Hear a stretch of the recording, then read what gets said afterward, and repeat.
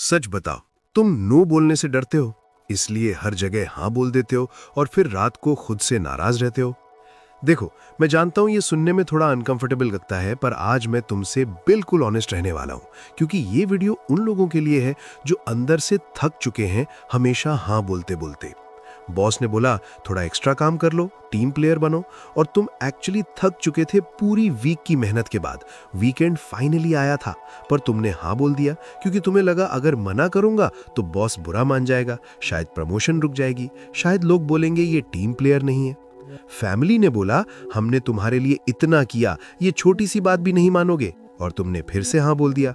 चाहे तुम्हारा मन बिल्कुल नहीं था, चाहे तुम्हारी अपनी प्लान्स थी, पर वो गिल्ट, वो इमोशनल प्रेशर इतना हैवी था कि तुमने खुद को इग्नोर कर दिया और उनकी बात मान ली।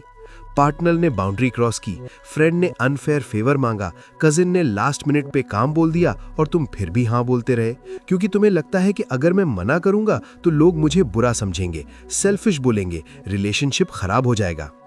आउटसाइड से देखो तो सबको लगता है तुम कितने अच्छे हो, इतने हेल्पफुल, इतने समझदार, इतने केयरिंग, हमेशा सबके लिए अवेलेबल। पर अंदर क्या होता है ये सिर्फ तुम जानते हो।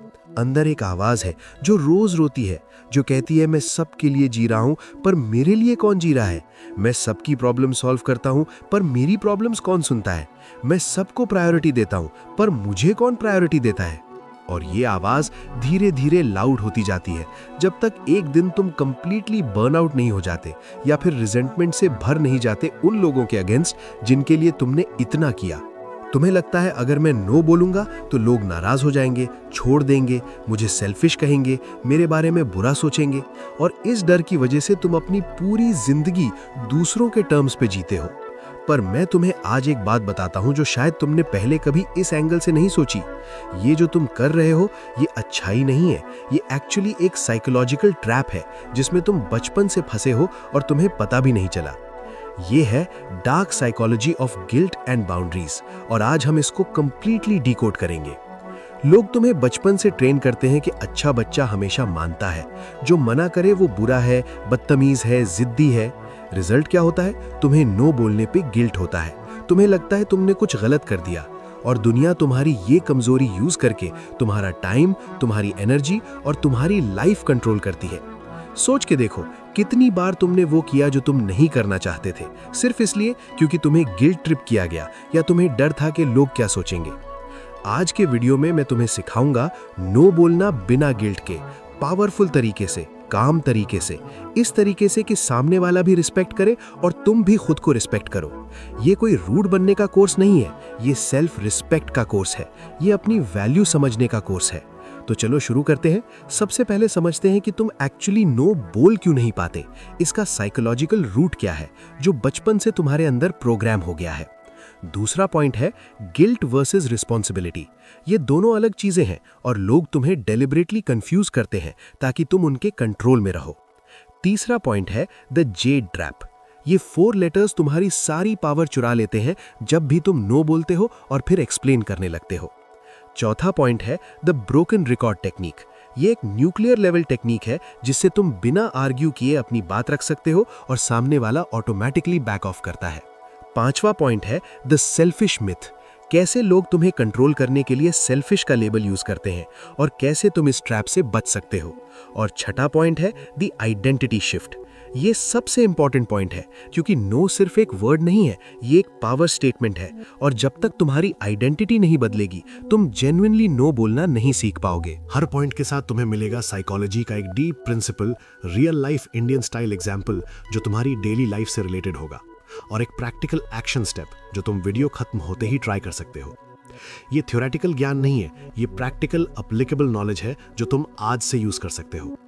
लास्ट वाला पॉइंट सबसे ज्यादा पावरफुल होगा, जिससे तुम्हारा पूरा सेल्फ इमेज शिफ्ट हो सकता है। तो प्लीज एंड तक जरूर देखना, स्किप मत करना। और हाँ, एक छोटा सा रिक्वेस्ट है, AI आर्यन चैनल मोनेटाइजेशन के बहुत क्लोज है और तुम्हारा सपोर्ट बहुत मैटर करता है। देखो, तुम व्हाट्सएप पे मीम्स शेयर करते हो, इंस्टाग्राम पे रील्स शेयर करते हो, वो भी फ्री में। यहाँ सिर्फ एक रेड सब्सक्राइब बटन दबाना है, वो भी फ्री में। प्लीज सब्सक्राइब कर दो, it really helps us a lot and motivates us to bring और ज्यादा deep audio book style content तुम्हारे लिए। और एक और इम्पॉर्टेंट चीज़, प्लीज़ इस वीडियो को हाइप कर दो, मतलब लाइक करो, कमेंट करो, शेयर करो, क्योंकि इससे यूट्यूब को सिग्नल जाता है कि ये वीडियो रियली हेल्पफुल है और फिर यूट्यूब इसे और लोगों तक पुश करता है जो शायद अभी इसी प्रॉब्लम से गुजर रहे हैं, जिन्हें ये वीडियो की सबसे ज़्यादा ज़रूरत है। तुम्हारा एक लाइक लिटरली किसी की लाइफ चेंज कर सकता है। चलो शुरू करते हैं फर्स्ट पॉइंट से। पहला point, the nice person trap. क्यों तुम एनो बोलने से डरते हो? डॉक्टर हैरियट ब्रेकर ने अपनी best selling book the disease to please में एक लाइन लिखी है जो सुनने में सिंपल है पर बहुत डीप है। उन्होंने लिखा, nice people are not really nice, they are just afraid of being disliked. मतलब अच्छे लोग एक्चुअली अच्छे नहीं होते, वो बस डिसलाइक होने से डरते हैं। सुनने में थोड़ा हार्श लगता है, राइट? तुम्हें लग रहा होगा नहीं, मैं तो जेन्युइनली अच्छा हूं, मैं लोगों की हेल्प करना चाहता हूं। पर रुको, एक मिनट सोच के देखो, जब तुम किसी की हेल्प करते हो या हाँ बोलते हो, तब तुम्हारे मन में क्या चल रहा होता है? क्या तुम जेन्युइनली खुश होते हो हेल्प करके, या तुम्हारे मन में ये थॉट होता है कि अगर मैंने मना कर दिया तो वो बुरा मान जाता, मुझे सेल्फिश समझता, रिलेशनशिप खराब हो जाती? अगर दूसरा थॉट ज्यादा आता है तो समझ लो तुम पीपल प्लीजर हो और ये एक ट्रैप है। तुम एनो इसलिए नहीं बोलते क्योंकि तुम बहुत अच्छे इंसान हो, तुम एनो इसलिए नहीं बोलते क्योंकि तुम्हें डर है, रिजेक्शन का डर, जजमेंट का डर, अकेले हो जाने का डर, लोगों की नजरों में गिरने का डर। और यही डर है जिसको लोग एक्सप्लॉइट करते हैं। मैनिपुलेटिव लोग एग्जैक्टली जानते हैं तुम्हारा ये वीक पॉइंट और वो बार बार इसी बटन को दबाते हैं। अब समझो ये ट्रैप कैसे बनता है, ये प्रोग्रामिंग कहां से आती है। बचपन में जाओ अपनी मेमोरीज में। जब तुम छोटे थे, घर में क्या होता था जब तुम किसी चीज के लिए मना करते थे? मम्मी ने बोला खाना खा लो, तुमने बोला नहीं खाना, तो क्या हुआ? बदतमीज है, जिद्दी है, देखो कैसे बात करता है हमसे, हमने तुम्हारे लिए इतना किया और तुम ऐसे बात करते हो। और जब तुम हाँ बोलते थे, चाहे तुम्हारा मन ना हो, तो क्या मिलता था? कितना अच्छा बच्चा है बेटा, बहुत समझदार है, देखो कितने ओबीडियंट है, हमेशा सुनता है। प्रेज मिलती थी, लव मिलता था, अप्रिसिएशन मिलती थी। तो तुम्हारे ब्रेन ने क्या सीखा? एक सिंपल इक्वेशन बना ली। एनो मतलब rejection, punishment, withdrawal of love. Parents का गुस्सा, टीचर्स की डांट। यस मतलब approval, praise, safety, love, acceptance. और ये इक्वेशन तुम्हारे सबकॉन्शियस माइंड में प्रोग्राम हो गई परमानेंटली। और अब तुम 25 साल के हो, 30 साल के हो, 35 साल के हो, पर वो बच्चा अभी भी तुम्हारे अंदर बैठा है जो हर बार यस इसलिए बोलता है क्योंकि उसे डर है कि अगर उसने एनो बोला तो लव विड्रॉ हो जाएगा, रिजेक्शन मिलेगा, अकेले हो जाएगा। एक एग्जाम्पल से समझो जो तुम्हारी डेली लाइफ में होता है। सोचो तुम्हारी ऑफिस में एक कलीग है, शर्मा जी। अब शर्मा जी का काम हमेशा इनकम्प्लीट रहता है, या तो वो टाइम पे नहीं करता या फिर उसे आता नहीं ढंग से करना। और वो रेगुलरली तुम्हारे पास आता है और बोलता है, यार प्लीज थोड़ा हेल्प कर दे, तुझे तो सब आता है, तेरे बिना नहीं होगा, मेरा डेडलाइन है आज, प्लीज यार तू तो समझदार है। अब उस वक्त तुम्हारी क्या सिचुएशन है? तुम ऑलरेडी थक चुके हो दिन भर काम करके, तुम्हारे खुद के 3 पेंडिंग टास्क्स हैं जिनकी डेडलाइन कल है, तुम्हारी वाइफ ने बोला है आज जल्दी आना, डिनर साथ में करना है, काफी टाइम से टाइम नहीं मिला। पर तुम क्या करते हो? तुम बोलते हो हाँ यार दे दे, देख लेता हूं।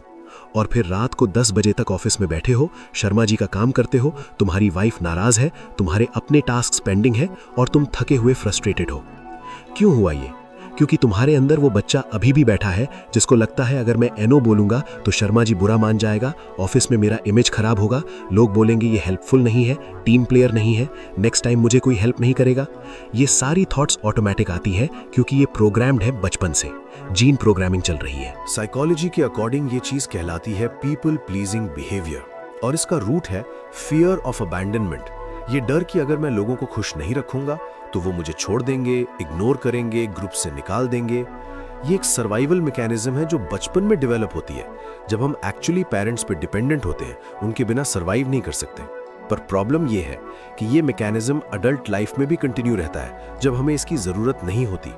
पर सुनो केयरफुली एक इंपॉर्टेंट बात, जो लोग तुम्हें सिर्फ तब प्यार करते हैं जब तुम हाँ बोलो, सिर्फ तब खुश होते हैं जब तुम उनकी हर बात मानो, वो तुमसे प्यार नहीं करते, वो तुम्हारी कंप्लायंस से प्यार करते हैं, तुम्हारी ओबीडियंस से प्यार करते हैं। रियल रिलेशनशिप्स में, रियल लव में तुम NO बोल सकते हो और फिर भी लव्ड फील करते हो। अगर कोई तुमसे सिर्फ तब खुश है जब तुम उनकी मर्जी से चलो, तो वो रिलेशनशिप नहीं है, वो कंट्रोल है, वो मैनिपुलेशन है। ज्यादातर लोग सोचते हैं कि अगर मैं नो बोलूंगा तो मैं बुरा इंसान हूं, मैं सेल्फिश हूं, मैं अच्छा फ्रेंड नहीं हूं, अच्छा बेटा नहीं हूं, अच्छा एम्प्लॉय नहीं हूं। पर सच ये है कि अगर तुम कभी नो नहीं बोलते तो तुम ऑनेस्ट इंसान नहीं हो, तुम सिर्फ एक एक्टर हो जो सबको खुश करने की कोशिश कर रहा है। तुम्हारी हाँ जेन्युइन नहीं है, वो डर से निकली है, गिल्ट से निकली है। और एक रिलेशनशिप जो डर और गिल्ट पे बेस्ड हो वो हेल्दी रिलेशनशिप नहीं है। तो जब भी तुम्हें कोई रिक्वेस्ट आए और तुम्हारा दिल नो बोल रहा हो, तुम्हारा गट फीलिंग कह रहा हो कि नहीं करना चाहिए, पर तुम्हारा ब्रेन लोग क्या कहेंगे सोच रहा हो, तब रुको, एक डीप ब्रेथ लो और खुद से एक सिंपल सवाल पूछो, क्या मैं यस बोल रहा हूं क्योंकि मैं जेन्युइनली करना चाहता हूं, या मैं यस बोल रहा हूं क्योंकि मुझे डर है नो बोलने से? अगर आंसर दूसरा है तो समझ लो तुम पीपल प्लीजिंग कर रहे हो, अपनी ऑथेंटिक सेल्फ को बिट्रे कर रहे हो। आज रात एक काम करो, अपने फोन के नोट्स में या एक डायरी में लिखो, मेरी 3 ऐसी सिचुएशंस जहां मैंने यस बोला पर दिल में नो था। सोच के लिखो, रीसेंट लाइफ से एग्जाम्पल्स निकालो। ये एक्सरसाइज तुम्हें अवेयरनेस देगी और अवेयरनेस ही ट्रांसफॉर्मेशन का फर्स्ट स्टेप है। जब तक तुम्हें प्रॉब्लम का पता नहीं होगा, तुम सोल्यूशन कैसे ढूंढोगे? जीन अवेयरनेस से सब शुरू होता है। अगर ये पॉइंट तुम्हें रिलेट हुआ तो कमेंट में सिर्फ लिखो, मेरे अंदर भी वो बच्चा है। मैं देखना चाहता हूं कितने लोग ऑनेस्टली एक्सेप्ट करते हैं कि हाँ ये मेरी प्रॉब्लम है, क्योंकि एक्सेप्टेंस पहला स्टेप है चेंज का। चलो अब चलते हैं अगले पॉइंट पर, जहां चीजें और इंटरेस्टिंग और डीप हो जाती हैं।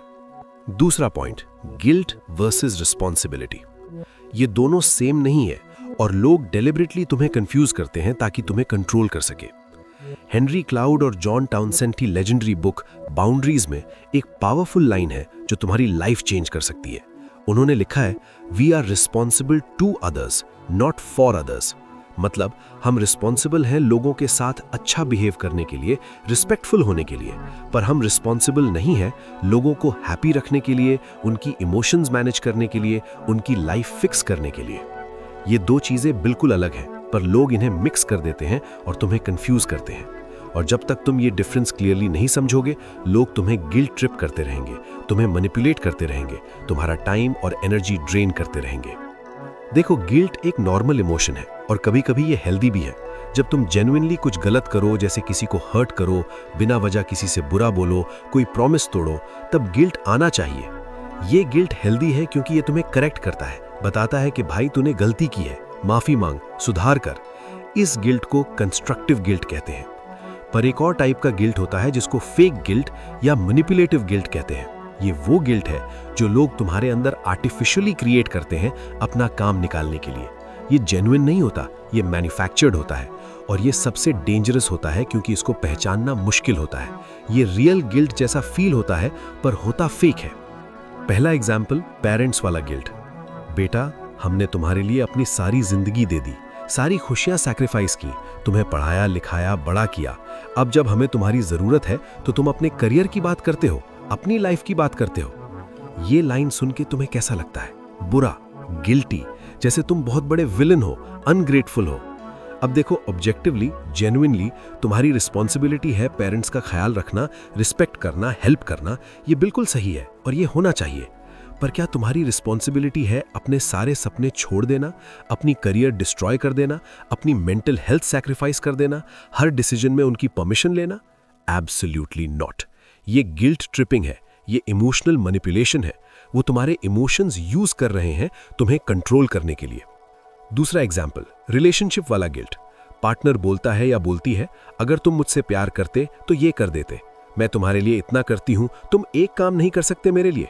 ठीक है, मत करो, मैं ही हमेशा गलत हूं तुम्हारी नजरों में, मुझे लगा तुम समझोगे पर तुम तो वैसे ही हो।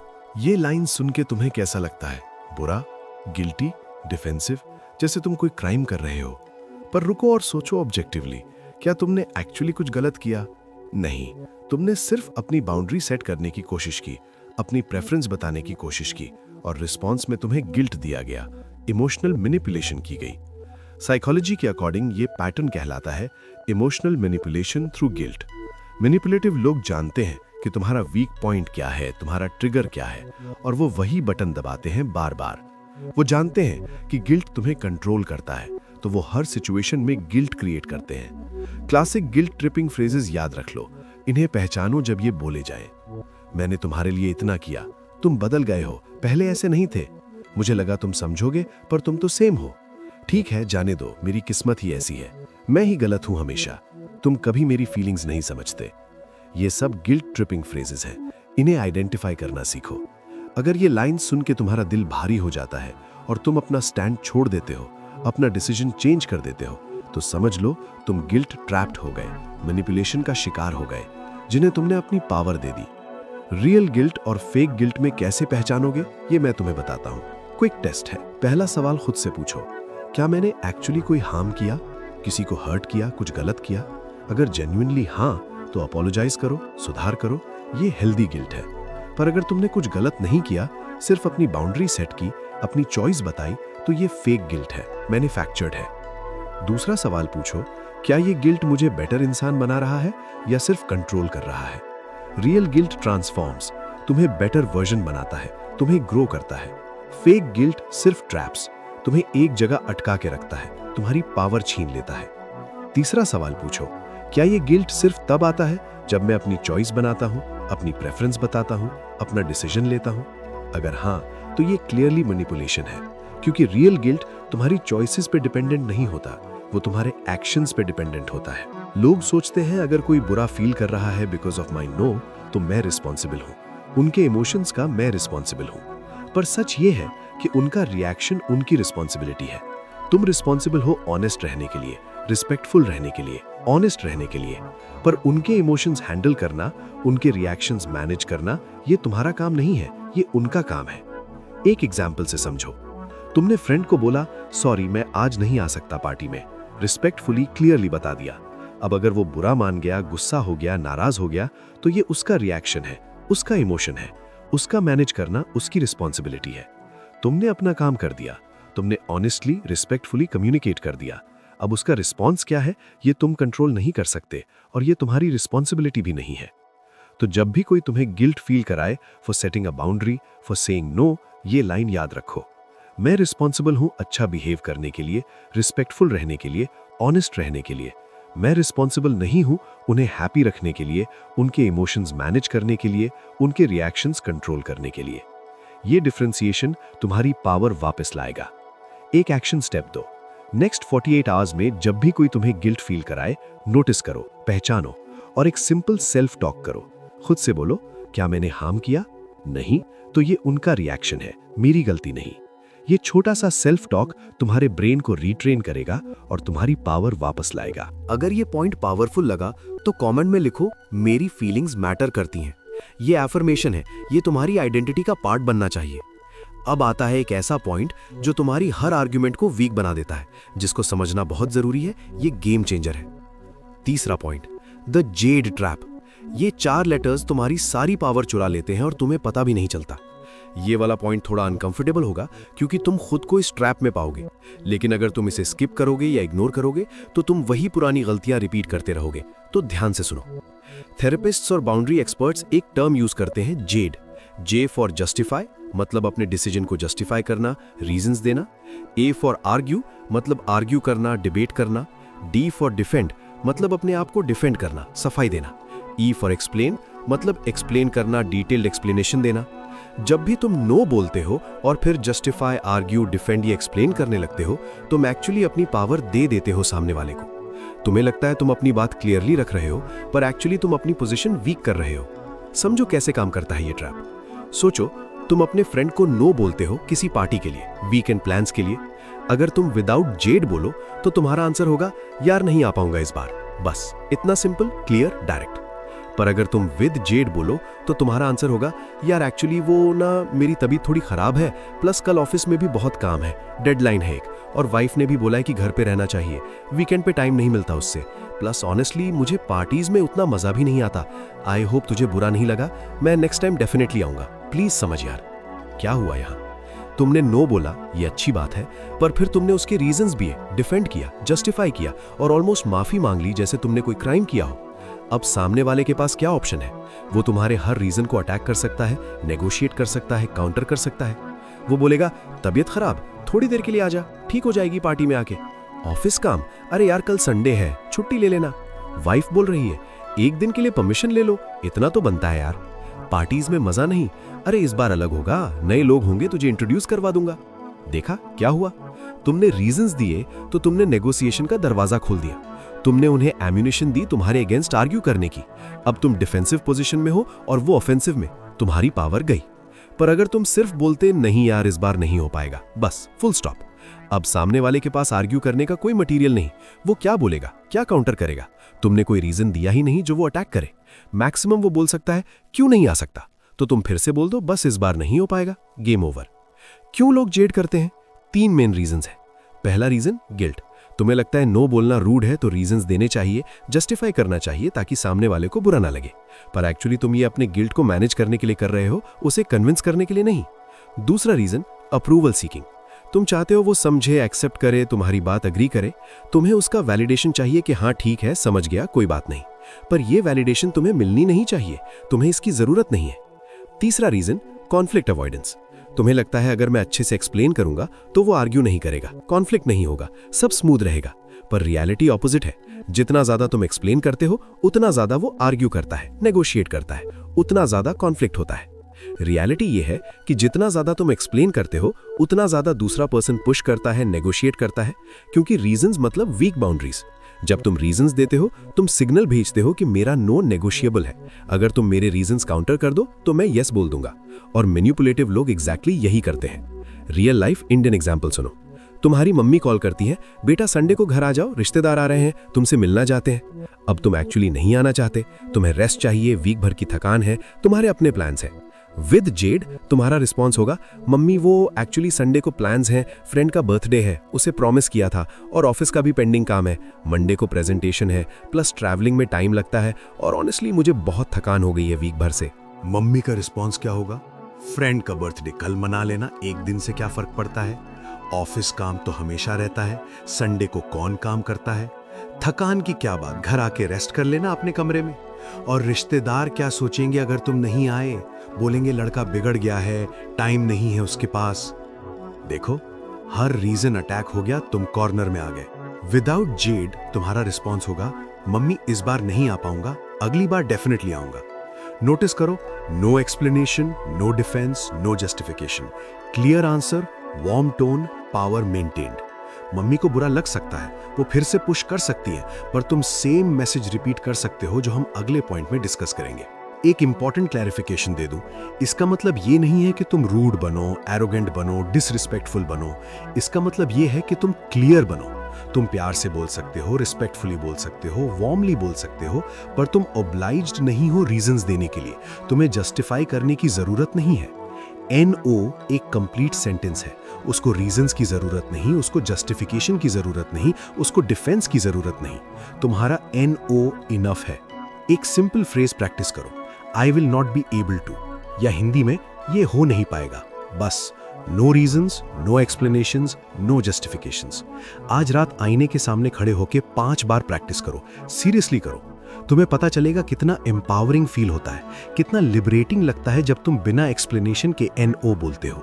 अगर ये जेड ट्रैप तुम पर भी अप्लाई होता है, अगर तुम भी ओवर एक्सप्लेन करते हो, तो कमेंट में लिखो मैं ओवर एक्सप्लेनर था या थी। एक्सेप्ट करो, एक्नॉलेज करो, ये पहला स्टेप है चेंज का। चलो अब चलते हैं अगले पॉइंट पर, जो तुम्हें सिखाता है एक न्यूक्लियर लेवल टेक्निक जो मैनिपुलेटर्स को हैंडल करने में बहुत काम आती है। चौथा point, the broken record technique. बिना आर्ग्यू किए, बिना रिएक्ट किए अपनी बात कैसे रखें और सामने वाला ऑटोमेटिकली बैक ऑफ करे। ये पॉइंट सुन के तुम थोड़ा शॉक हो सकते हो कि इतना सिंपल टेक्निक इतना इफेक्टिव कैसे हो सकती है, पर ट्रस्ट मी, ये मेरी फेवरेट लर्निंग थी इस टॉपिक से, और ये रियल लाइफ में गेम चेंजर है। इमेजिन करो एक सिनारियो, तुम एक ही लाइन रिपीट करते रहो, calmly, without emotion, without getting defensive, और सामने वाला जो तुम्हें मैनिपुलेट करने की, पुश करने की कोशिश कर रहा था, वो अपनी मैनिपुलेशन छोड़ दे। Sounds too good to be true, right? पर ये एक्चुअली काम करता है। इस टेक्निक का नाम है ब्रोकन रिकॉर्ड टेक्निक, मतलब टूटे हुए रिकॉर्ड की तरह सेम चीज रिपीट करना। ये असर्टिवनेस ट्रेनिंग में यूज होती है और ये सरप्राइजिंगली इफेक्टिव है, स्पेशली जब सामने वाला तुम्हें आर्ग्यू करवाना चाहता है, तुम्हें डिफेंसिव पोजीशन में लाना चाहता है। कॉन्सेप्ट सिंपल है। जब तुम NO बोलते हो और सामने वाला पुश करता है, आर्ग्यू करता है, मैनिपुलेट करता है, तुम सेम लाइन रिपीट करते हो, calmly, without escalation, without getting emotional, without giving new reasons. Same message, different words if needed, zero escalation. एक एग्जाम्पल से समझो, स्टेप बाय स्टेप। फ्रेंड बोलता है, यार पार्टी में आ जाना, बहुत मजा आएगा। तुम बोलते हो, नहीं यार इस बार नहीं हो पाएगा। फ्रेंड बोलता है, अरे एक बार के लिए प्लीज यार मेरी खातिर। तुम बोलते हो समझ सकता हूं पर इस बार नहीं हो पाएगा। फ्रेंड बोलता है तूने लास्ट टाइम भी मना किया था, अब तो आजा। तुम बोलते हो हाँ आई अंडरस्टैंड पर इस बार भी नहीं हो पाएगा। फ्रेंड बोलता है तुझे मेरी फ्रेंडशिप की कदर नहीं है, तू बदल गया है। तुम बोलते हो मुझे तेरी फ्रेंडशिप की कदर है पर इस बार नहीं हो पाएगा। देखा क्या हुआ यहाँ? तुमने आर्ग्यू नहीं किया, रिएक्ट नहीं किया, डिफेंसिव नहीं हुए, नए रीजंस नहीं दिए जो वो अटैक कर सके। तुमने सेम मैसेज रिपीट किया, कामली अपना पोजीशन मेंटेन किया और इवेंचुअली सामने वाला स्टॉप करता है क्योंकि उसके पास आर्ग्यू करने का मटेरियल नहीं है। क्योंकि मैनिपुलेटर्स को रिएक्शन चाहिए, तुम्हारा इमोशन चाहिए, तुम्हारा फ्रस्ट्रेशन चाहिए। जब रिएक्शन नहीं मिलता, गेम खत्म। उनके पास फ्यूल नहीं होता मैनिपुलेशन कंटिन्यू करने का। इंडियन कॉन्टेक्स्ट का एक और रिलेटेबल एग्जाम्पल सुनो। रिश्तेदार आंटी फंक्शन में मिलती हैं और बोलती हैं बेटा शादी कब कर रहे हो, उम्र हो गई अब तो कर लो। तुम बोलते हो आंटी अभी फोकस करियर पे है। आंटी बोलती हैं करियर तो होती रहेगी, उम्र निकल जाएगी फिर कोई नहीं मिलेगा। तुम बोलते हो समझता हूँ आंटी पर अभी फोकस करियर पे है। आंटी बोलती हैं देखो हमने एक लड़की देखी है, बहुत अच्छी है, डॉक्टर है, सब है। तुम बोलते हो आंटी अप्रिशिएट करता हूँ आपकी कंसर्न पर अभी फोकस करियर पे है। आंटी बोलती हैं तुम बड़े हो गए, समझ नहीं आती तुम्हें, हम तुम्हारा भला चाहते हैं। तुम मुस्कुरा के बोलते हो आंटी आपकी कंसर्न समझता हूँ और रिस्पेक्ट करता हूँ पर अभी फोकस करियर पे है। देखो क्या मैजिकल है इस अप्रोच में। तुमने डिसरिस्पेक्ट नहीं किया आंटी को, वो एल्डर हैं, उन्हें रिस्पेक्ट दिया। फाइट नहीं की, आर्ग्यू नहीं किया, रूड नहीं थे, पर अपनी बाउंड्री मेंटेन की, अपना पोजीशन क्लियर रखा, पावर अपने पास रखी। आंटी इवेंचुअली टॉपिक चेंज करेगी क्योंकि उसके पास आर्ग्यू करने का कोई पॉइंट नहीं। क्यों ये टेक्निक काम करती है, साइकोलॉजी के पीछे जाओ। साइकोलॉजी में इसको असर्टिव परसिस्टेंस कहते हैं। जब तुम इमोशनली रिएक्ट करते हो, फ्रस्ट्रेटेड होते हो, एंग्री होते हो, डिफेंसिव होते हो, तुम पावर दे देते हो सामने वाले को।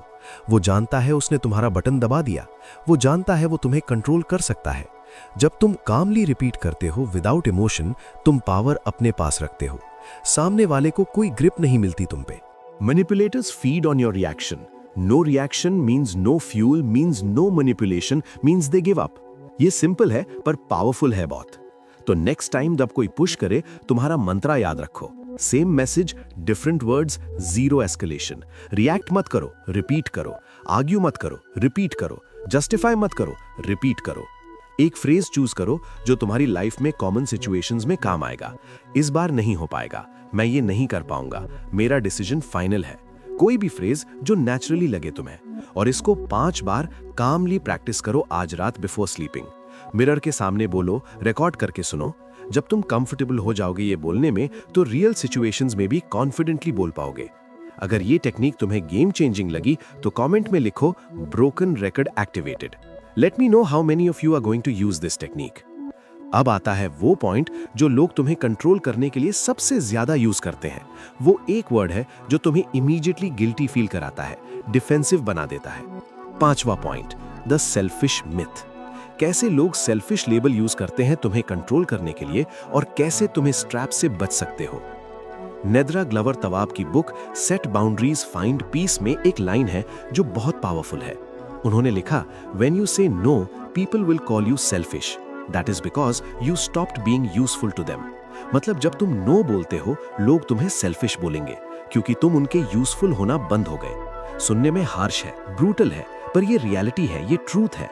जब तुम अपने लिए कुछ करते हो, अपना टाइम प्रोटेक्ट करते हो, अपनी एनर्जी बचाते हो, अपनी बाउंड्री सेट करते हो, लोग तुम्हें सेल्फिश बोलते हैं। पर सोच के देखो, क्या सच में सेल्फिश होना गलत है, या ये सिर्फ एक कंट्रोल टैक्टिक है, एक मैनिपुलेशन टूल है? देखो, सोसाइटी ने एक नैरेटिव सेट की है जो बचपन से हमें सिखाया जाता है। अच्छे लोग हमेशा दूसरों के लिए जीते हैं, अपने बारे में नहीं सोचते। जो अपने बारे में सोचे, अपनी नीड्स को प्रायोरिटी दे, वो सेल्फिश है, बुरा है, रॉन्ग है। पर सोचो लॉजिकली 1 मिनट के लिए, अगर तुम खुद एम्प्टी हो, मेंटली, इमोशनली, फिजिकली ड्रेन्ड हो, तो तुम दूसरों को क्या दोगे? अगर तुम्हारी अपनी टैंक एम्प्टी है, तो तुम कैसे किसी और की टैंक फिल करोगे? ये प्रैक्टिकली पॉसिबल ही नहीं है। एयरप्लेन में सेफ्टी इंस्ट्रक्शंस में क्या बोलते हैं? पहले अपना ऑक्सीजन मास्क लगाओ, फिर दूसरों की हेल्प करो। क्यों? क्योंकि अगर तुम कॉन्शियस नहीं हो, अलाइव नहीं हो, तो तुम किसी की हेल्प नहीं कर सकते। ये सेल्फिश नहीं है, ये लॉजिकल है, ये प्रैक्टिकल है, ये नेसेसरी है। सेल्फिश वर्ड का मिसयूज होता है। देखो, कब कब लोग सेल्फिश वर्ड यूज करते हैं। जब तुम उनका फेवर नहीं करते, उनका काम नहीं करते, उनकी एक्सपेक्टेशन नहीं मानते, अपनी प्रायोरिटी चूज करते हो, उनके कंट्रोल में नहीं रहते, तब वो बोलते हैं तुम सेल्फिश हो। पर ये सेल्फिश नहीं है, ये सेल्फ रिस्पेक्ट है, ये सेल्फ अवेयरनेस है, ये सेल्फ केयर है। ये वर्ड्स सेम लगते हैं पर मीनिंग बिल्कुल अलग है। रियल एग्जाम्पल से समझो। तुम्हारा फ्रेंड कॉल करता है रात 11 बजे, बोलता है यार मुझे घर ड्रॉप कर देना, कैब नहीं मिल रही, बहुत लेट हो गया, प्लीज यार। अब तुम्हारी सिचुएशन क्या है? तुम थके हुए हो, पूरा दिन काम किया है, तुम्हें सुबह 6 बजे उठना है, अर्ली मॉर्निंग मीटिंग है। तुम लॉजिकली सोचते हो और बोलते हो यार आज नहीं हो पाएगा, कैब ले ले या ओला उबर ट्राई कर, बहुत टायर्ड हूं। रिस्पॉन्स क्या आता है? यार तुम बहुत सेल्फिश हो गए हो, पहले ऐसे नहीं थे, पहले तो हमेशा हेल्प करते थे, अब क्या हो गया तुम्हें? दोस्ती की वैल्यू नहीं रही तुम्हें। अब तुम गिल्टी फील करते हो, डिफेंसिव फील करते हो। पर रुको और सोचो ऑब्जेक्टिवली, क्या तुमने कुछ गलत किया? तुमने अपनी हेल्थ प्रायोरिटाइज की, अपनी नींद प्रायोरिटाइज की, अपनी नेक्स्ट डे की प्रोडक्टिविटी प्रायोरिटाइज की। ये गलत कैसे है? ये सेल्फिश कैसे है? वो सेल्फिश नहीं है, वो सेल्फ केयर है।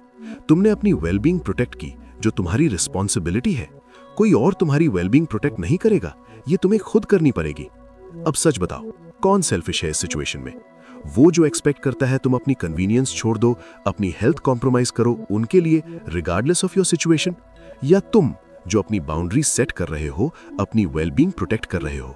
जो लोग तुम्हें बाउंड्रीज के लिए सेल्फिश बोलते हैं, वो एक्चुअली खुद सेल्फिश है, क्योंकि उन्हें सिर्फ अपनी जरूरत दिखाई देती है, तुम्हारी नहीं।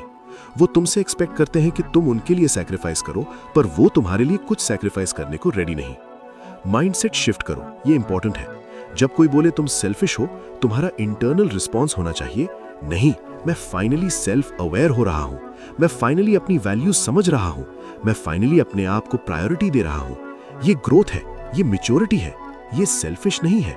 एक कॉन्सेप्ट है हेल्दी सेल्फिशनेस, जो साइकोलॉजिस्ट्स यूज करते हैं।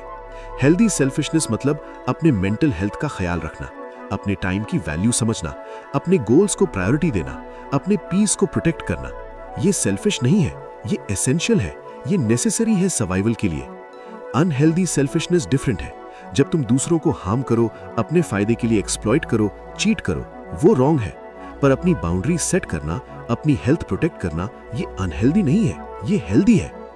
तो जब भी कोई तुम्हें सेल्फिश बोले for setting a boundary, for saying no, for prioritising yourself, याद रखो ये लाइन। सेल्फिश वो है जो मुझसे एक्सपेक्ट करता है कि मैं अपनी नीड्स इग्नोर करूं, अपनी वेलबींग सैक्रिफाइस करूं। मैं सेल्फ अवेयर हो रहा हूं, मैं सेल्फिश नहीं हूं। एक एफर्मेशन डेली बोलो फॉर नेक्स्ट 7 डेज, सुबह उठ के मिरर में देख के। मेरी नीड्स मैटर करती हैं, अपना ख्याल रखना सेल्फिश नहीं है। ये तुम्हारे सबकॉन्शियस माइंड को रीप्रोग्राम करेगा, ये न्यू बिलीफ इंस्टॉल करेगा। अगर ये पॉइंट तुम्हें पावरफुल लगा तो कमेंट में लिखो self care is not selfish, spread this message. अब आता है फाइनल और सबसे इंपॉर्टेंट पॉइंट, जहां से विक्टिम माइंडसेट खत्म होता है और मेन कैरेक्टर माइंडसेट शुरू होता है। ये पॉइंट तुम्हारी आइडेंटिटी लेवल पे काम करता है। छठा point, the identity shift. No सिर्फ एक वर्ड नहीं है, ये एक पावर स्टेटमेंट है, ये तुम्हारी आइडेंटिटी का रिफ्लेक्शन है। अब तक हमने बाकी लोगों का बिहेवियर डिकोड किया, उनके टैक्टिक्स समझे, मैनिपुलेशन पैटर्न समझे। अब आता है सबसे इंपॉर्टेंट हिस्सा, तुम्हारा खुद का इंटरनल शिफ्ट, तुम्हारी आइडेंटिटी का ट्रांसफॉर्मेशन। मार्क मैनसन ने अपनी famous book the subtle art of not giving a fuck में लिखा, the ability to say no is directly proportional to your self worth. People who can not say no do not value their own time and energy. इसका मतलब simple है, तुम्हारा no तुम्हारी self worth का mirror है। जितना easily तुम no बोल पाते हो, उतना ज्यादा तुम खुद को वैल्यू करते हो। अगर तुम नो नहीं बोल सकते कभी, तो तुम खुद को वैल्यूएबल नहीं समझते, अपने टाइम को इंपॉर्टेंट नहीं समझते, अपनी एनर्जी को वर्दी नहीं समझते। देखो, नो सिर्फ एक वर्ड नहीं है, नो एक स्टेटमेंट है जो बहुत कुछ कहता है। नो कहता है मेरी टाइम की वैल्यू है, मैं अपना टाइम किसी पे भी वेस्ट नहीं कर सकता। नो कहता है मेरी एनर्जी लिमिटेड है, मैं इसे कॉन्शियसली स्पेंड करूंगा। नो कहता है मेरी प्रायोरिटीज क्लियर है, मैं जानता हूं मुझे क्या चाहिए और क्या नहीं। नो कहता है मैं पपेट नहीं हूं, कोई मुझे कंट्रोल नहीं कर सकता। नो कहता है मैं अपनी लाइफ का ओनर हूं, डिसीजंस मैं लूंगा। ये एक वर्ड कितना कुछ कम्युनिकेट करता है, इसीलिए नो बोलना इतना पावरफुल है और इसीलिए लोग नहीं चाहते कि तुम नो बोलो। आइडेंटिटी लेवल पे चेंज समझो, ये डीप पॉइंट है। ज्यादातर लोग नो बोलने को एक एक्शन समझते हैं, एक बिहेवियर समझते हैं, पर एक्चुअली ये एक आइडेंटिटी शिफ्ट है। तुम्हें बिहेवियर लेवल पे नहीं, आइडेंटिटी लेवल पे चेंज करना पड़ेगा, तभी लास्टिंग चेंज आएगा। तुम्हारी पुरानी आइडेंटिटी क्या थी? मैं वो हूं जो सबको खुश रखता है, मैं वो हूं जो कभी मना नहीं करता, मैं वो हूं जो हमेशा अवेलेबल है, मैं वो हूं जो एडजस्ट कर लेता है, मैं वो हूं जो अपने बारे में नहीं सोचता। तुम्हारी नई आइडेंटिटी क्या होनी चाहिए? मैं वो हूं जो अपनी वैल्यू जानता है, मैं वो हूं जो क्लियर कम्युनिकेट करता है, मैं वो हूं जो बाउंड्रीज सेट करता है और मेंटेन करता है, मैं वो हूं जो रिस्पेक्टफुली नो बोल सकता है, मैं वो हूं जो अपनी पीस प्रोटेक्ट करता है। ये क्यों इंपॉर्टेंट है? देखो, जब तक तुम खुद को nice person who never says no समझोगे, तब तक तुम कभी जेन्युइनली नो नहीं बोल पाओगे, क्योंकि तुम्हारा बिहेवियर तुम्हारी आइडेंटिटी फॉलो करता है। तुम जो सोचते हो मैं हूं, वो तुम करते हो। आइडेंटिटी बिहेवियर को ड्राइव करती है। अगर तुम्हारी आइडेंटिटी में लिखा है कि मैं हमेशा यस बोलता हूं, तो तुम हमेशा यस बोलोगे, चाहे कितना भी अनकंफर्टेबल हो। पर अगर तुम्हारी आइडेंटिटी में लिखा है कि मैं अपनी बाउंड्रीज रिस्पेक्ट करता हूं, तो नो बोलना नेचुरल हो जाएगा, फोर्स्ड नहीं लगेगा। एक एग्जाम्पल से समझो। सोचो दो लोग हैं, राज और विक्रम। दोनों की सेम सिचुएशन है। ऑफिस में बॉस ने वीकेंड पे एक्स्ट्रा काम दिया। राज की आइडेंटिटी है मैं अच्छा एम्प्लॉय हूं जो कभी मना नहीं करता, जो हमेशा अवेलेबल है। तो जब बॉस ने वीकेंड काम दिया, राज के अंदर क्या हुआ? उसका गट फीलिंग बोल रहा था नहीं यार, बहुत थक गया हूं, वीकेंड चाहिए। पर उसकी आइडेंटिटी ने ओवरराइड कर दिया, नहीं नहीं, मैं तो वो हूं जो मना नहीं करता, तो यस बोलना पड़ेगा। और उसने यस बोल दिया, अंदर से फ्रस्ट्रेटेड होकर। विक्रम की आइडेंटिटी है मैं एक वैल्यूएबल प्रोफेशनल हूं जो अपनी वेलबींग का ख्याल रखता है और क्लियर कम्युनिकेट करता है। तो जब बॉस ने वीकेंड काम दिया, विक्रम ने कामली बोला, sir I understand the urgency, but I have prior commitments this weekend. Can we discuss an alternative timeline और can I prioritise the most critical parts? उसने नो बोला, रिस्पेक्टफुली ऑल्टरनेटिव सजेस्ट किए और अपनी बाउंड्री मेंटेन की। देखो, दोनों same situation, same boss, same request, पर रिस्पॉन्स डिफरेंट, क्योंकि identity different. Raj people pleaser identity में था, Vikram self respecting professional identity में था। अब सवाल यह है कि आइडेंटिटी कैसे चेंज होती है? आइडेंटिटी चेंज होती है बिलीव्स से, और बिलीव्स चेंज होती है एविडेंस से और रिपीटेड एक्शन से। पहला स्टेप है न्यू बिलीव्स इंस्टॉल करना।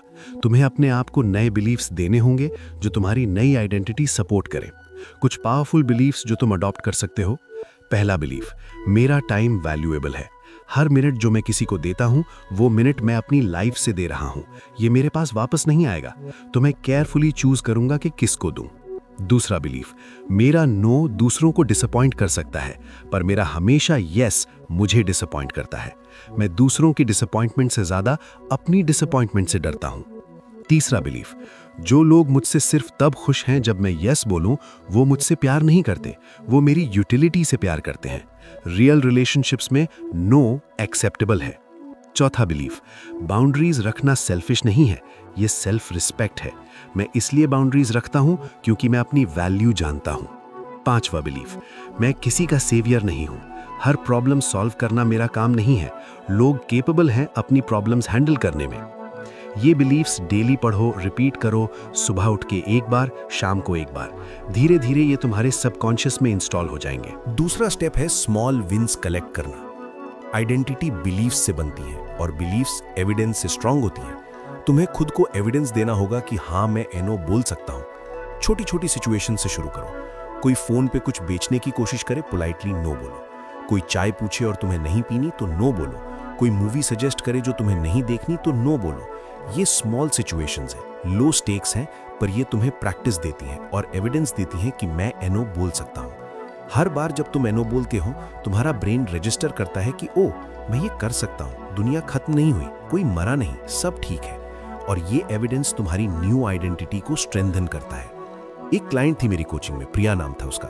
वो बिल्कुल एनो नहीं बोल पाती थी। मैंने उससे बोला, एक वीक के लिए सिर्फ स्ट्रेंजर्स को एनो बोलो, टेलीमार्केटर को एनो बोलो, शॉप में कोई एक्स्ट्रा चीज पुश करे तो एनो बोलो, ऑटो वाला ज्यादा मांगे तो फर्मली एनो बोलो। एक हफ्ते बाद प्रिया ने बताया, मैंने पहली बार फील किया कि मेरी आवाज में पावर है। मैंने देखा कि एनो बोलने से कुछ बुरा नहीं होता। ये स्मॉल विंस थी जो उसकी आइडेंटिटी शिफ्ट कर रही थी। तीसरा स्टेप है एनवायरनमेंट डिजाइन करना। तुम्हारा एनवायरनमेंट तुम्हारी आइडेंटिटी को शेप करता है। अगर तुम ऐसे लोगों के साथ हो जो तुम्हारी बाउंड्रीज रिस्पेक्ट नहीं करते, तो तुम्हारा एनो बोलना मुश्किल रहेगा। ऑब्जर्व करो तुम्हारे सर्कल में कौन बाउंड्रीज रिस्पेक्ट करता है और कौन नहीं। जिन लोगों के साथ तुम ज्यादा टाइम स्पेंड करते हो उनका बिहेवियर तुम पे रब ऑफ होता है। अगर तुम्हारे क्लोज फ्रेंड्स बाउंड्रीज वाले हैं तो तुम भी बाउंड्रीज रखना सीखोगे। अगर तुम्हारे फ्रेंड्स सब पीपल प्लीजर्स हैं तो तुम्हारा भी वही पैटर्न कंटिन्यू रहेगा। ये मतलब नहीं कि तुम पुराने फ्रेंड्स छोड़ दो, पर अवेयर रहो कि कौन तुम्हें एम्पावर करता है और कौन तुम्हें ड्रेन करता है। ज्यादा टाइम उन लोगों के साथ स्पेंड करो जो तुम्हारी ग्रोथ सपोर्ट करें। बुक्स पढ़ो, वीडियोस देखो, पॉडकास्ट सुनो जो बाउंड्रीज के बारे में है, जो सेल्फ रिस्पेक्ट के बारे में है। ये कंटेंट तुम्हारे ब्रेन को नए पर्सपेक्टिव्स देता है, नए बिलीव्स इंस्टॉल करता है। जैसे तुम अभी ये वीडियो देख रहे हो, ये भी तुम्हारी आइडेंटिटी शिफ्ट का पार्ट है। चौथा स्टेप है सेल्फ टॉक चेंज करना। तुम्हारा इंटरनल डायलॉग तुम्हारी आइडेंटिटी बनाता है। नोटिस करो तुम अपने आप से कैसे बात करते हो, स्पेशली जब तुम एनो बोलते हो। पुराना सेल्फ टॉक क्या होता है? मैंने एनो बोल दिया, अब वो बुरा मान गया होगा, मुझे नहीं बोलना चाहिए था, मैं कितना बुरा हूं, उसने मेरे लिए इतना किया, मैंने ये तक नहीं किया। नया सेल्फ टॉक क्या होना चाहिए? मैंने अपनी बाउंड्री सेट की, ये हेल्दी है, उसका रिएक्शन उसकी रिस्पॉन्सिबिलिटी है, मैं अपनी वेलबींग प्रोटेक्ट कर रहा हूं, ये सेल्फ केयर है, मैं प्राउड हूं खुद पे कि मैंने अपने लिए स्टैंड लिया। जब भी पुराना सेल्फ टॉक आए, तुम्हें कैच करना है और कॉन्शियसली रिप्लेस करना है नए सेल्फ टॉक से। ये इनिशियली एफर्ट लगेगा, पर धीरे धीरे ऑटोमेटिक हो जाएगा। एक इंटरेस्टिंग रिसर्च है जो कहती है कि हमारा ब्रेन सेल्फ टॉक को थर्ड पर्सन में ज्यादा इफेक्टिवली प्रोसेस करता है। मतलब इंस्टेड ऑफ सेइंग मैं स्ट्रांग हूं, बोलो राज स्ट्रांग है, अपना नाम लो। इंस्टेड ऑफ सेइंग मैं एनो बोल सकता हूं, बोलो राज एनो बोल सकता है। ट्राई करो ये टेक्निक।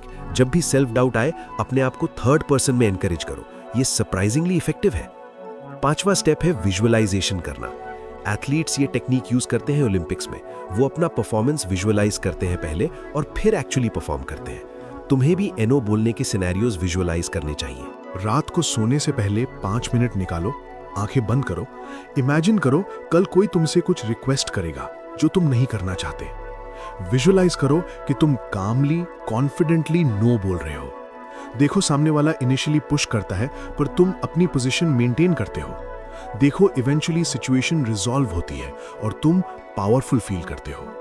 ये मेंटल रिहर्सल तुम्हें रियल सिचुएशंस के लिए प्रिपेयर करता है। जब एक्चुअल सिचुएशन आएगी, तुम्हारा ब्रेन ऑलरेडी प्रिपेयर्ड होगा, क्योंकि उसने ये सिनेरियो पहले एक्सपीरियंस कर लिया है मेंटली। अब एक इंपॉर्टेंट ट्रूथ बोलूंगा जो थोड़ा अनकंफर्टेबल हो सकता है। जब तुम नो बोलना शुरू करोगे, कुछ रिलेशनशिप्स चेंज होंगी, कुछ लोग दूर हो जाएंगे और ये इनिशियली स्कैरी लगेगा, पेनफुल लगेगा। पर सुनो केयरफुली, जो लोग तुमसे सिर्फ तब खुश हैं जब तुम उनकी हर बात मानो, जो लोग तुम्हारा नो एक्सेप्ट नहीं कर सकते, जो लोग तुम्हारी बाउंड्रीज के लिए तुम्हें पनिश करते हैं, वो रियल फ्रेंड्स नहीं हैं, वो रियल फैमिली नहीं है, वो रियल रिलेशनशिप्स नहीं है। वो तुमसे नहीं, तुम्हारी कंप्लायंस से रिलेशनशिप रख रहे थे। और जब वो लोग दूर होंगे, न्यू स्पेस क्रिएट होगी तुम्हारी लाइफ में। उस स्पेस में ऐसे लोग आएंगे जो तुम्हारी रियल वैल्यू समझेंगे, जो तुम्हारे नो को रिस्पेक्ट करेंगे, जो तुम्हें तुम्हारी ऑथेंटिसिटी के लिए लव करेंगे। ये रिलेशनशिप्स जेन्युइन होंगी, फुलफिलिंग होंगी। तो शॉर्ट टर्म में कुछ चीजें डिस्टर्ब हो सकती हैं, पर लॉन्ग टर्म में तुम्हारी लाइफ ट्रांसफॉर्म हो जाएगी। ये ट्रेड ऑफ वर्थ इट है, believe me. Final action step है इस पॉइंट का, एक आइडेंटिटी स्टेटमेंट लिखो अपने बारे में।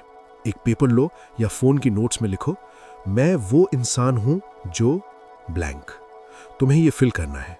एग्जाम्पल, मैं वो इंसान हूं जो अपनी बाउंड्रीज क्लियरली सेट करता है और मेंटेन करता है। या मैं वो इंसान हूं जो रिस्पेक्टफुली नो बोल सकता है बिना गिल्ट के।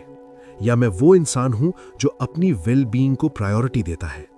जो भी तुम्हारी एस्पिरेशनल आइडेंटिटी है वो लिखो और ये स्टेटमेंट रोज पढ़ो, सुबह और रात। एक वीक में तुम डिफरेंस फील करोगे। अगर ये आइडेंटिटी शिफ्ट पॉइंट तुम्हें ट्रांसफॉर्मेटिव लगा तो कमेंट में लिखो, मेरी नई आइडेंटिटी क्लियर है। Late me know what identity statement you wrote. अब हम एंड की तरफ आ रहे हैं और मैं तुम्हें एक क्विक समरी देता हूं सारे पॉइंट्स की और कुछ फाइनल थॉट्स शेयर करता हूं। तो हमने आज 6 बड़े आइडियाज कवर किए जो तुम्हें नो बोलना सिखाएंगे बिना गिल्ट के। पहला पॉइंट था द नाइस पर्सन ट्रैप। हमने समझा कि तुम नो इसलिए नहीं बोलते क्योंकि तुम बहुत अच्छे हो, बल्कि तुम नो इसलिए नहीं बोलते क्योंकि तुम रिजेक्शन से डरते हो, जजमेंट से डरते हो। ये बचपन की प्रोग्रामिंग है जो अब तक चल रही है।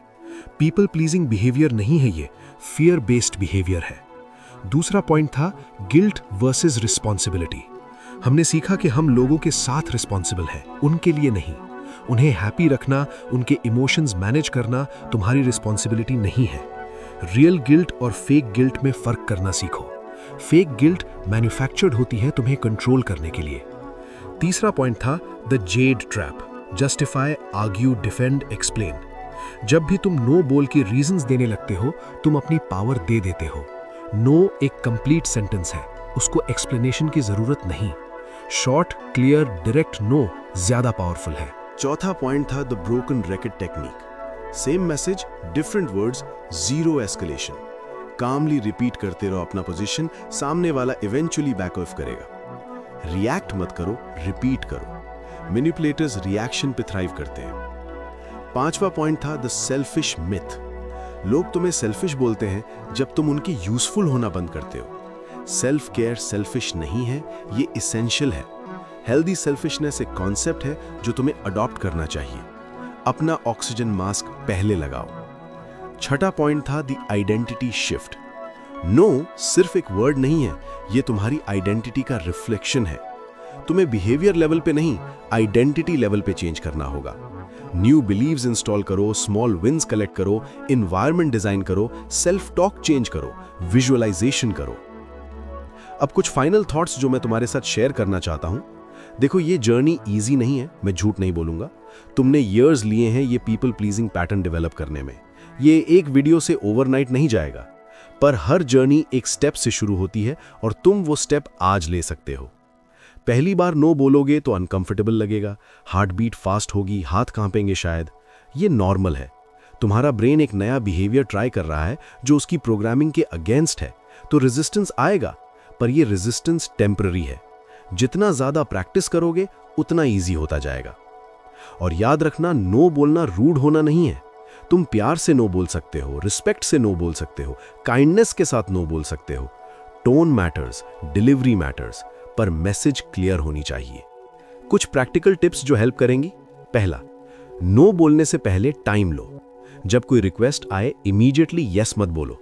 बोलो मुझे थोड़ा टाइम दो सोचने को। ये टाइम तुम्हें स्पेस देता है इवैल्यूएट करने की कि मैं जेन्युइनली करना चाहता हूं या मैं गिल्ट से यस बोल रहा हूं। दूसरा, स्मॉल नो से शुरू करो। बड़े हाई स्टेक सिचुएशन से नहीं शुरू करना। छोटी छोटी चीजें जहां रिस्क कम है वहां प्रैक्टिस करो। कॉन्फिडेंस बिल्ड करो, फिर बिगर सिचुएशंस टैकल करो। तीसरा, अपने सपोर्ट सिस्टम को बताओ। अपने क्लोज फ्रेंड को, अपने पार्टनर को बताओ कि मैं ये चेंज करने की कोशिश कर रहा हूं। वो तुम्हें अकाउंटेबल रख सकते हैं, सपोर्ट कर सकते हैं। चौथा, जर्नल करो। जब भी तुम नो बोलो वो लिखो। क्या सिचुएशन थी, कैसे फील हुआ, क्या आउटकम आया। ये रिफ्लेक्शन तुम्हें पैटर्न्स दिखाएगा और प्रोग्रेस ट्रैक करने में हेल्प करेगा। पांचवा, खुद को फॉरगिव करो जब स्लिप करो। तुम कभी कभी पुराने पैटर्न में गिर जाओगे, यस बोल दोगे गिल्ट में। ये ओके है। खुद पे गुस्सा मत करो, एक्नॉलेज करो कि ये हुआ, लर्न करो और आगे बढ़ो। प्रोग्रेस परफेक्शन नहीं है। एक लास्ट स्टोरी सुनो जो मैं तुम्हारे साथ शेयर करना चाहता हूं। एक पेड़ था जो बहुत बड़ा था, स्ट्रांग था। उस पेड़ पर हर कोई आता था, कोई शेड लेने, कोई फ्रूट्स लेने, कोई पत्ते तोड़ने, कोई ब्रांचेस काटने। पेड़ हमेशा हाँ बोलता था, सब कुछ दे देता था। धीरे धीरे पेड़ खाली हो गया, फ्रूट्स खत्म हो गए, पत्ते गिर गए, ब्रांचेस कट गईं। अब पेड़ सिर्फ एक थूथा था, किसी काम का नहीं। एक दिन एक वाइज मैन आया, उसने पेड़ से पूछा, तूने ये हाल क्यों होने दिया अपना? पेड़ बोला, मैं सबको खुश रखना चाहता था, सबकी हेल्प करना चाहता था। वाइज मैन बोला, पर अब तुझ में कुछ बचा नहीं देने को। तूने सबको देते देते खुद को खो दिया। अगर तूने बाउंड्रीज रखी होती, अपने फ्रूट्स, अपने पत्ते, अपनी ब्रांचेस प्रोटेक्ट की होती, तो तू अभी भी ग्रीन होता, स्ट्रांग होता, और तब तुझ में जेन्युइनली देने की कैपेसिटी होती। ये स्टोरी तुम्हारे बारे में है। अगर तुम अपने आप को प्रोटेक्ट नहीं करोगे, अपनी बाउंड्रीज नहीं रखोगे, तो तुम एक दिन एम्प्टी हो जाओगे और तब तुम किसी की भी जेन्युइनली हेल्प नहीं कर पाओगे। सेल्फ केयर सेल्फिश नहीं है, बाउंड्रीज रूड नहीं है, नो बोलना मीन नहीं है। ये सब तुम्हारी पावर है, ये सब तुम्हारी सेल्फ रिस्पेक्ट है, ये सब तुम्हारी सर्वाइवल है। तो आज से एक कमिटमेंट लो खुद से, मैं अपनी बाउंड्रीज रिस्पेक्ट करूंगा, मैं नो बोलूंगा जब मेरा दिल नो कहे, मैं अपनी वेल बीइंग प्रायोरिटाइज करूंगा बिना गिल्ट के। ये कमिटमेंट लिखो कहीं पे, स्क्रीनशॉट लो, इस वीडियो का रिमाइंडर के लिए रखो। और हाँ, अगर ये वीडियो तुम्हें जेन्युइनली वैल्यूएबल लगी तो प्लीज शेयर करो उन लोगों के साथ जिन्हें इसकी जरूरत है। तुम्हारे लाइफ में जरूर कोई है जो अभी इस पीपल प्लीजिंग ट्रैप में फंसा है, जो हर जगह नो बोलते बोलते थक गया है। उन्हें ये वीडियो भेजो। तुम्हारा एक शेयर किसी की जिंदगी चेंज कर सकता है। सब्सक्राइब कर दो चैनल को अगर नहीं किया है। बेल आइकन दबाओ ताकि अगले वीडियोस की नोटिफिकेशन मिले। हमारी जर्नी अभी शुरू हुई है और बहुत कुछ आना बाकी है। कमेंट में बताओ कौन सा पॉइंट तुम्हें सबसे ज्यादा पावरफुल लगा और अपना आइडेंटिटी स्टेटमेंट लिखो जो तुमने लास्ट पॉइंट में बनाया। मैं कमेंट्स पढ़ता हूं और जेन्युइनली एक्साइटेड होता हूं तुम्हारे रिस्पॉन्सेज देख के। मैं हूं AI आर्यन और मैं मिलता हूं तुमसे अगली वीडियो में एक और पावरफुल टॉपिक के साथ जो तुम्हारी लाइफ ट्रांसफॉर्म करे। तब तक अपना ख्याल रखना, बाउंड्रीज रखना और याद रखना, no is a complete sentence.